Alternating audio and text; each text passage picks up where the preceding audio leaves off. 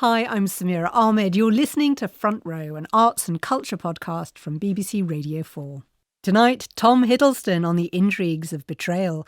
We have new poetry to celebrate the spring equinox today, and we strike a pose with Stephen Canals, whose new TV drama takes us into the glamorous world of New York's 1980s gay and trans ball culture. The category is Bring It Like Royalty. Yeah, you own everything. Everything is yours. More about the TV series Pose later. Harold Pinter's play Betrayal has long been regarded as a masterpiece. First performed in 1978, it was inspired by his affair with the broadcaster Joan Bakewell, which they kept secret for years, meeting in a flat they kept together. The new production is the climax of a major Pinter season, marking 10 years since the Nobel Prize-winning playwright died. Betrayal is directed by Jamie Lloyd, who has curated the season. It stars Tom Hiddleston as Robert, who discovers his wife, Emma, played by Zawe Ashton, is having an affair with his best friend. Charlie Cox plays Jerry, he was best man at their wedding. Famously, the play unfolds backwards, starting with the ex-lovers meeting long after their affair has ended and finishing with the moment their affair begins. When I met the cast at the Harold Pinter Theatre, I began by asking Tom Hiddleston how he sees the dynamics in the play. I think it's about three relationships: a marriage, a romance and a friendship. And to me, I think what's extraordinary about what Pinter's done is he shows you in the writing how each couple is almost codependent with this third individual. So in the marriage between Robert and Emma, they're always talking about Jerry. In the friendship between Robert and Jerry, they're always talking about Emma. And in the affair between Jerry and Emma, Robert is very alive. And so whatever Harold Pinter himself has done to use his own experience to tell this story, I think he's actually telling a story about intimacy and the things we do to run towards it, and also the things we do to avoid it or run away from it. The marriage ends shortly after the affair ends, and so you realise these three individuals are completely, inextricably linked together. And of course, you're all on stage the whole time, even though most of the scenes are between just two at a time. What does seeing the betrayed party on stage add to the play? Well, the three of us create an atmosphere together. And the idea that if you're not in the scene, that somehow the character is haunting the scene slightly. Having that other character present, at least in the mind, you realise that behind the scene you're watching, there are whole lives of complexity and detail. Well, there's certainly that sense of guilt that taints affairs, always lurking in the background. And Charlie, what is it like for you to act in these scenes when Tom's character is lurking against the wall? Yeah. I think it really highlights certain lines, certain moments that in rehearsal, when knowing that it was being staged this way and knowing that the third party is always present, I think it does make you think, God, I can't believe you would say that. You would certainly never say it in the conscious presence of the other person. I've got to ask, and it's one of the lovely reviews of this production, it's described your character, Charlie, as the kind of schmuck who would make a pass at his best friend's wife at a party. How do you understand him? Talking about the character, right? Yes. Okay, so the scene in which the whole affair begins, which is the last scene of the play, Jerry, my character, is drunk.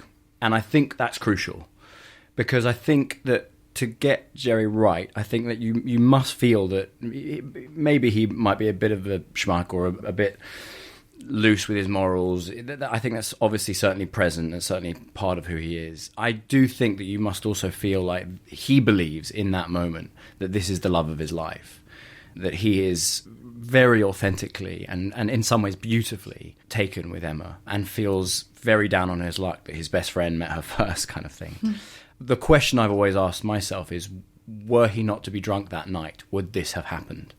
And I think and hope that maybe not. It's the smallest little catalyst that allows him to just say that one thing that then sparks this chain of events that is unstoppable. Well, interestingly, what Jerry says to Emma at the beginning of the play, I feel like is one of the only times in the play where someone really says how they feel in the poetic, energetic, passionate ways that they want to say them. Wow, yeah. And then you never really hear that kind of language again. Why didn't you like it? I've told you, actually. I think it's the best thing he's written. It may be the best thing he's written, but it's still bloody dishonest. Dishonest? In what way dishonest? I've told you, actually. Have you? Yes, she has. Once, when we were all having dinner, I remember, you, me, Emma, and Judith. Where was it? Emma gave a dissertation over the pudding about dishonesty in Casey with reference to his last novel, Drying Out. It was most stimulating. They are in some ways quite uptight people, and it's certainly a very privileged world. One's an art gallery owner, one's a publisher, one's an agent, a holiday in Venice. I mean, it is a very privileged world, and that was an accusation laid against it when it was first performed. I've never really thought of it like that. I was just really struck by how human, how universal it is, and how it just connected directly to my own life in many ways. I mean, this whole notion of getting older, this whole notion of wondering if you've made the right decisions, wondering where the future lies, where the past is at. It's just all very now for me, personally. Tom, one of the most jarring moments in the play is when your character Robert sort of makes light of or jokes about why he hit his wife. How do you play a line like that? It's a really good question. He says, it's true I've hit Emma once or twice, but that wasn't to defend a principle. I wasn't inspired to do it from any kind of moral standpoint. I just felt like giving her a good bashing. And it's the only time it's referred to, which is curious. And if it's true, he may be saying it regretfully. And then if it is true, I tried to think, well, why? And it's probably because he hasn't been able to process honestly his own pain. And so that's been repressed and distorted and has been externalized in acts of cruelty. And it's troubling. Well, it does raise an interesting question about, the portrayal of women. And Pinter does get accused of writing women in a, dodgy way sometimes. There's much made in the play, Zawe, of Emma wanting to furnish their flat together with her lover. And a fair amount of opinion out there that sees Pinter's female characters like Emma as unfairly drawn, quite stereotyped, perhaps, from a male point of view. What did you think? I couldn't think any further the opposite way. I feel more and more as we do it, actually, that this is Pinter really writing a woman who is freeing herself from the expectations of society and freeing herself from the expectations of men, really. I mean, one of the pivotal lines in the first scene, which is obviously the last scene, so I sometimes I need my betrayal calculator. I can never quite work out what comes first, second or third, but there's a very pivotal line that she has to Jerry when he's asking her, what's finished? What is it about our friendship that suddenly feels like it's over? And she just says, it's all over.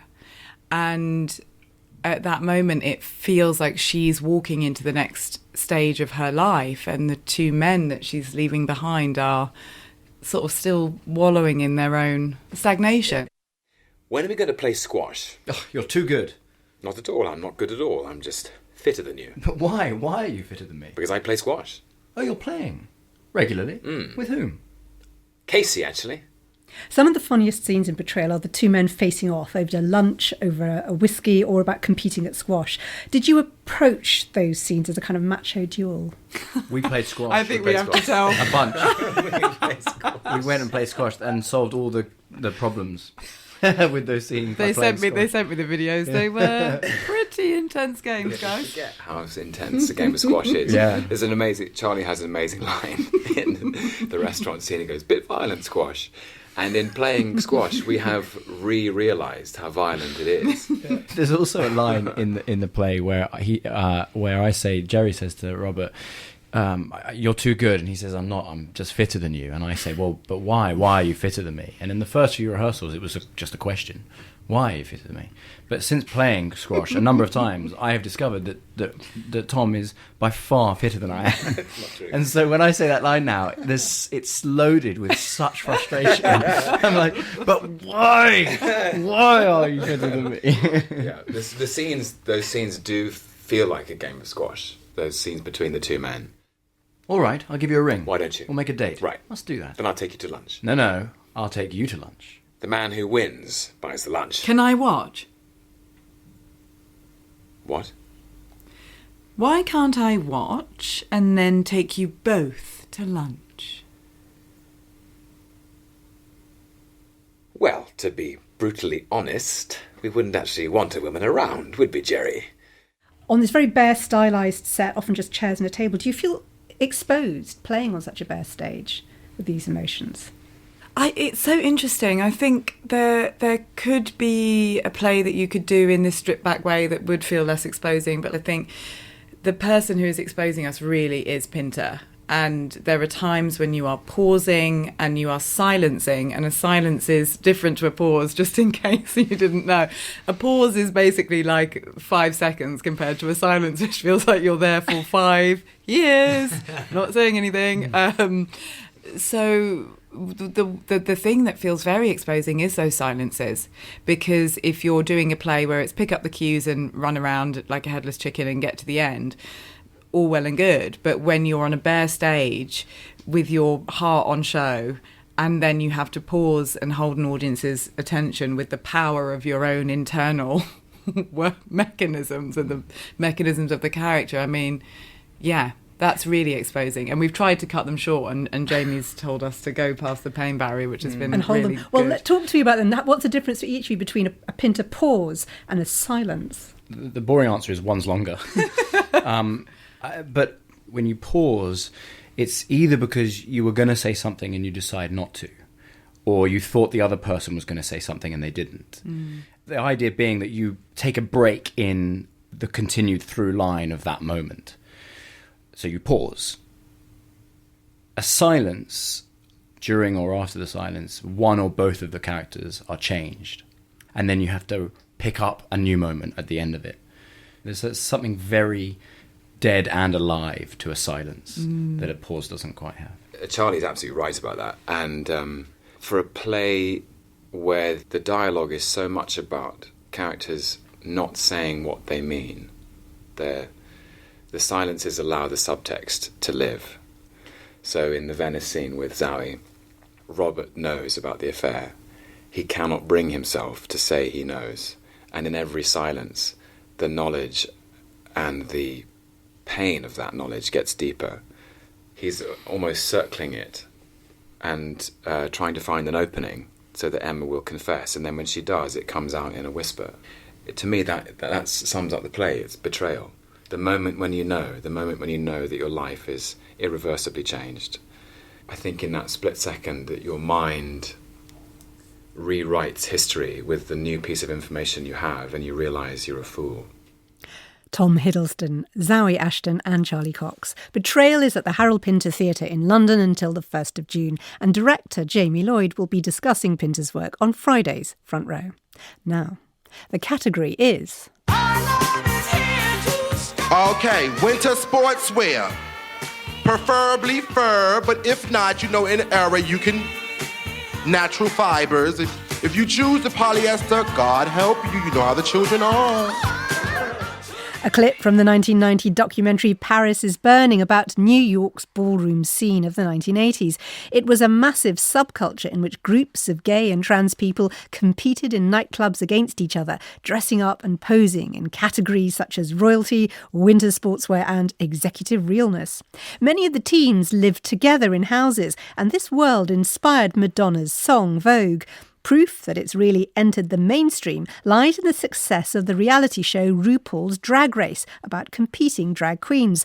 Now that ball culture has inspired a new TV drama called Pose, produced by Ryan Murphy, who made the hugely successful series Glee. Pose centres on a young dancer who's kicked out by his family for being gay. He finds shelter with Angel, the head of the newly created House of Evangelista. All of my children are required to pursue an education. My house has rules, and I expect you both to follow them. I'm sorry. Rules. Yes. Education is key if you want to get ahead in this world. Listen, and you need to be safe, so leave them white boys alone. No. Next, I want you to be healthy. So make sure y'all taking y'all Flintstones, multivitamins, and I need you to be available to walk any of the balls. Those are mother's rules. I know they're harder than most, but I gotta be tough on y'all, then the world will be. Hey, if y'all can't follow them, then you can leave. I can follow them. Okay, good. Yeah, sure. Good, because Friday night we walking our first ball. MJ Rodriguez in Pose. With 5 trans actresses in lead roles, it's groundbreaking TV in terms of representation and was recently nominated for 2 Golden Globes, including Best Drama Series.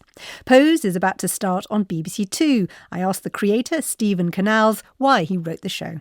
What was so important for us was to let the audience know that trans people and trans bodies are not solely sources of trauma. And I think that historically, in film and television, they have been, right? And so what was critically important for us was to show a narrative where trans people are not just surviving, but they're thriving. Take me through where the idea for Pose came from. Did you grow up in the ball scene? I didn't. I was born and raised in New York City in the 1980s, which obviously is a period of time that's captured in the documentary Paris is Burning. And I had no idea that this beautiful community existed. It wasn't until I was studying cinema, I was already in my early 20s, that I was introduced to the ballroom community. And the first thing that I was struck by was that my parents were born and raised in Harlem, and I spent time there, as a youth and certainly as an adolescent. And obviously my life was dramatically impacted by both the HIV/AIDS epidemic and the crack epidemic, growing up in a working class family in New York City. And so the thing that I took from the doc was how these incredible Black and Latin, queer and trans and non-binary people managed to create family and to find joy in the midst of all of this chaos. He described this well, the ball scene, these remarkable competitions in 1980s New York where people dressed up in glamorous outfits and walked the runway. What were these different categories that they kind of competed against each other in? Absolutely. It's a space where Black and Latin people compete against one another in these very aspirational categories that are rooted in fashion and music and in dance. But beyond that, these houses are about community and chosen family. So what happens is you often have a self-designated mother who is typically but not always a trans woman, and she provides a safety net via moral and social support. And occasionally they also provide shelter to these rejected LGBTQ youth. And so what these houses do is, they compete against other houses at these monthly events that they have dubbed balls. Yeah, with these fascinating names such as, the House of Abundance and competing in these categories like dressing up as royalty or the soap opera dynasty. Is that right? Yeah, what's really lovely is that they look at what is considered to be mainstream, and then in essence what they're doing through their competition on the ballroom floor is making a commentary on it. The category is Femme Queen in Pumps. Now, this is not a face category. This is to show that you can cross the threshold into the Four Seasons, or to the bar at the St. Regis, or tip up and down Fifth Avenue and never stumble, wobble, or show fear. You originally wrote a script for this back in, I think, 2014. What reaction did it get from TV executives at the time? The initial reaction was less than positive, which was disappointing because I was being told, having come out of a MFA program in screenwriting, that these were the kinds of stories, or that Pose was the kind of story that the industry needed and was looking for. And yet I went out into the industry with this script in hand, and it was just met with a lot of resistance. What sort of resistance? What did they tell you was wrong? A lot of coded language. I was being told it was too urban, it was too niche. I was told it was it's a period piece, which admittedly period pieces are expensive and harder to make, but not impossible. And so the 80s isn't that hard to make. No, I mean, it was 3 decades ago. But so it was tough. It felt as if this community, this world, this pilot was never going to see the light of day. And I'm just fortunate that I met someone who is a disruptor and who is forward-thinking, like Ryan Murphy, who said, no, we're absolutely going to make this show. Who made Feud and Glee. Why did he run with it, do you think? Well, Ryan spent time in New York in the 1980s. And I also think that Ryan, being a gay man working in an industry that is primarily straight and white and cis and male. I think that he had a lot of barriers up against him when he started out in the late 90s in Hollywood. Mm-hmm. And so I think that he was very connected to the journey I was having as a young queer person of color navigating this industry. There's so much fun in this drama, but equally there's a scene in episode 2 where one of the lead characters, a black trans woman, is thrown out of a gay bar. How important was it for you in Pose to expose a kind of pecking order and a prejudice within the queer community? Critically important. I think that we are only now beginning to have conversations about and around intersectionality, right? Like, I am not one thing. I'm not just a male. I'm not just a person of color. I'm not just a queer person. I'm all of those things. And so I think what's critically important and what we wanted to highlight is that these women who happen to be Black and happen to be Latin also happen to be trans, and that then creates a very particular experience that they are having. And we should say that sense that white gay men are seem to be on the top of this pecking order as such. Absolutely. And I think that was important for us to highlight that particular experience, that there are identities that we value. What is that experience for folks who don't hold those identities? One of the joys of this show is the number of trans actors in the cast and the crew. It's unprecedented. You'll know there's been a lot of controversy about non-trans actors playing and winning awards for trans roles. What's your view on that? My sense is that the trans community and trans performers, they want opportunities, and they want the same opportunities that their cisgender counterparts are receiving.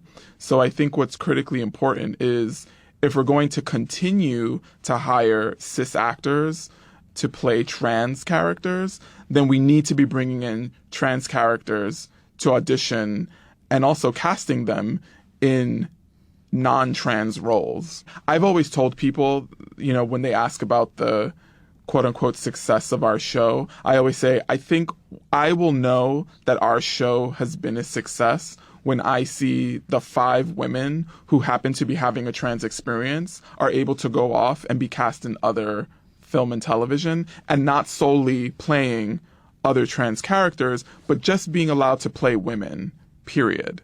I don't know that we're there yet, but I'm hopeful. Stephen Canals. Pose begins on BBC Two tomorrow night at 10. A lot of people are giving it 10s across the board.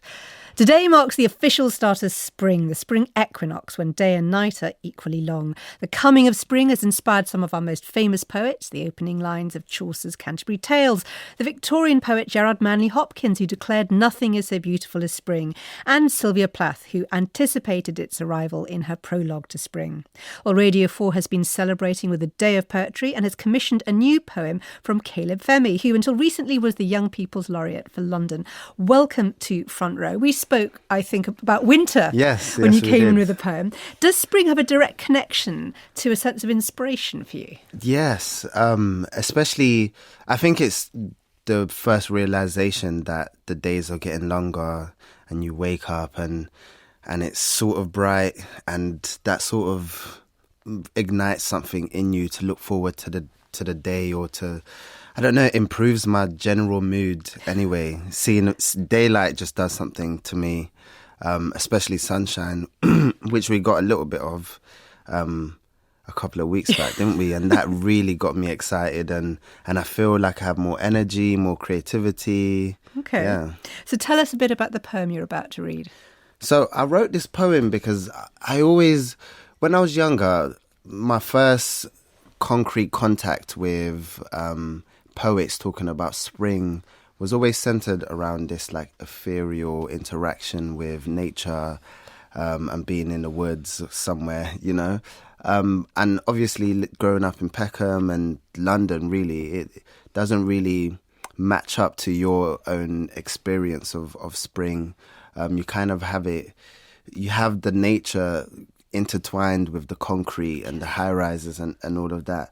But there's still a sort of similar effect. And I wrote this poem just thinking about springtime and how this sort of newness and energy of life sort of manifests itself in very unique ways that are like locked in to, I don't know, urban setting, really. Yeah. Will you read it to us? Here too, spring comes to us with open arms, and it looks like this. A few youngers sprawled out like a deck of trick cards on a back stairs, talking all that talk about any day now they'll be taken under the wing of a dragon. Little cousins unseen in a side pocket of the function, plotting a sleepover. If you ask my mum and I ask yours, they'll say yes. Twilight and three unbroken voices at the back of the bus. Flat earth theories, flat asses, flat shoes, sweet nonsense chatting. Wickedest wine from Chantel, and the boy would have fell on the dance floor if the arms of his brethren didn't hold him up like scaffolding. Two men bouncing along the pavement. Through another eye, they look like young dolphins slicing coastal waves. Two schoolgirls walking down the street, laughing. Nobody knows why.